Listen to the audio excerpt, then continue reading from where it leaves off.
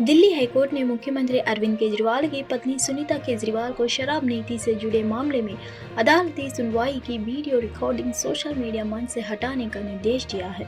गौरतलब है कि 28 मार्च को दिल्ली हाईकोर्ट में आबकारी नीति मामले में से जुड़ी सुनवाई हुई थी, जिसकी वीडियो रिकॉर्डिंग की गई थी।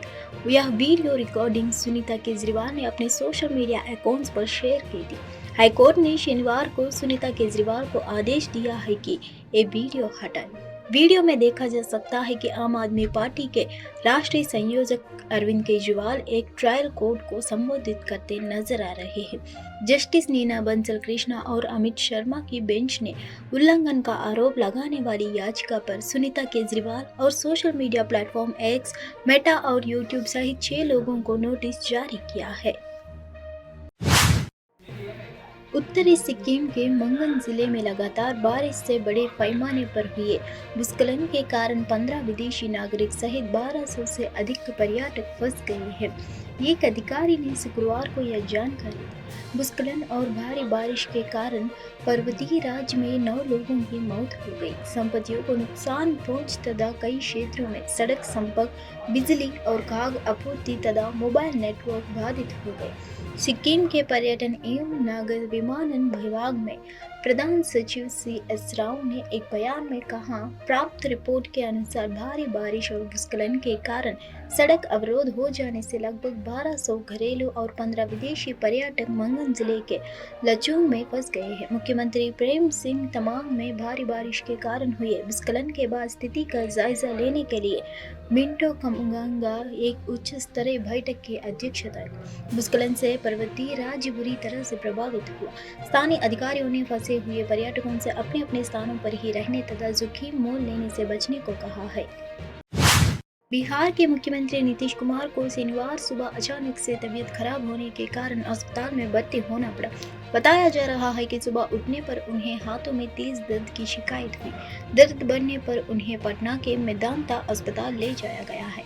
अस्पताल के डॉक्टरों के मुताबिक नीतीश कुमार का इलाज मेदांता के हड्डी रोग विभाग में चल रहा है। डॉक्टरों की एक टीम उनकी देख रेख कर रही है। नीतीश कुमार पिछले कुछ महीने से काफी व्यस्त चल रहे थे। लोकसभा चुनाव के दौरान महीनों तक चले चुनाव प्रचार और उसके बाद केंद्र में सरकार गठन को लेकर दिल्ली में लगातार बैठकों का दौरा जारी रहेगा।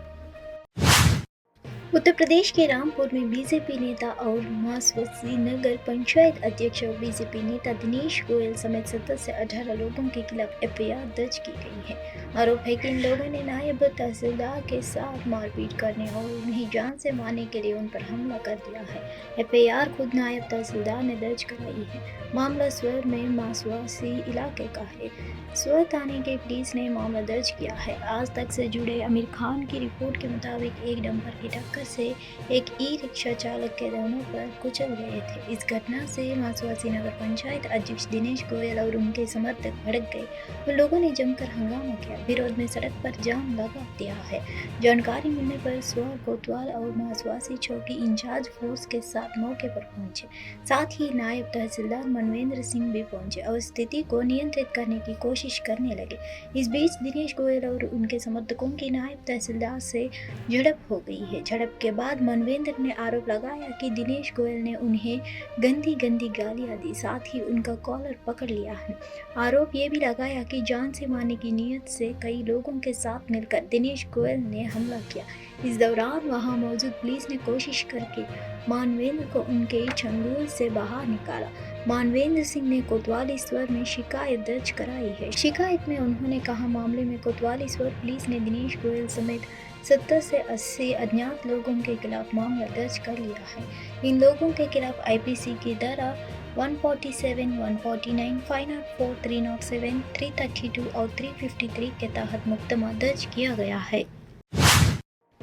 भारत के प्रधानमंत्री आगामी 19 जून को राजगीर अंतर्राष्ट्रीय नालंदा विश्वविद्यालय के कार्यक्रम में शामिल होने अपने लाव लश्कर के साथ पहुंचेंगे। जानकारी के अनुसार वे नालंदा विश्वविद्यालय के नवनिर्मित कैंपस उद्घाटन समारोह में शिरकत करने को लेकर PM मोदी का आगमन संभावित है। हालांकि अब सवाल यह भी उठ रहा है कि शपथ ग्रहण के 10 दिन बाद ही वह बिहार क्यों आ रहे हैं। इस दौरान नीतीश कुमार भी मौजूद रहेंगे। क्या इस दौरान बिहार के लिए कोई बड़ा फैसला हो सकता है क्या? यह दौरा के बाद ही पता चलेगा। इस दौरान वे देश विदेश के स्टूडेंट्स का संबोधित भी करेंगे। पीएम मोदी की राजगीर यात्रा बनारस से शुरू होगी। वे 19 जून को बनारस एयरपोर्ट से 8:30 बजे गया के लिए उड़ान भरेंगे, जहां गया एयरपोर्ट पर उनका 9:15 बजे आगमन होगा। इस दौरान नया एयरपोर्ट गया के से 9:20 पर उनका हेलीकॉप्टर नालंदा जिला के लिए उड़ान भरेंगे, जहां नालंदा जिला के राजगीर स्थित अंतर्राष्ट्रीय नालंदा विश्वविद्यालय परिसर में बने हेलीपैड पर उनका हेलीकॉप्टर 9:50 पर लैंड करेगा।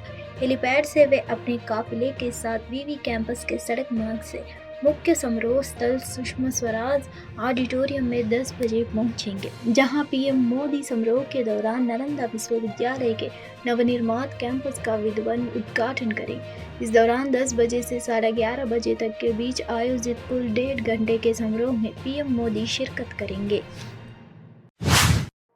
कांग्रेस कार्यकर्ताओं ने शनिवार को दिल्ली के कृष्णा नगर इलाके में आम आदमी पार्टी के नेतृत्व वाली दिल्ली सरकार और केंद्र में बसपा के नेतृत्व वाली सरकार के खिलाफ मटका फोड़ विरोध प्रदर्शन किया। एक कांग्रेस कार्यकर्ता ने एएनआई को बताया कि पानी के नाम पर जनता को धोखा दिया जा रहा है। गरीब लोगों को सबसे ज्यादा परेशानी हो रही है। सरकार आरोप प्रत्यारोप को खेल खेल रही है। पहले से पानी की व्यवस्था क्यों नहीं की गई? वे राजनीति करने में व्यस्त थे। गूंगी बहरी सरकार को जगाने के लिए दिल्ली में मटका फोड़ विरोध प्रदर्शन करेंगे। उन्होंने टैंकर माफिया के साथ मिलीभगत की है।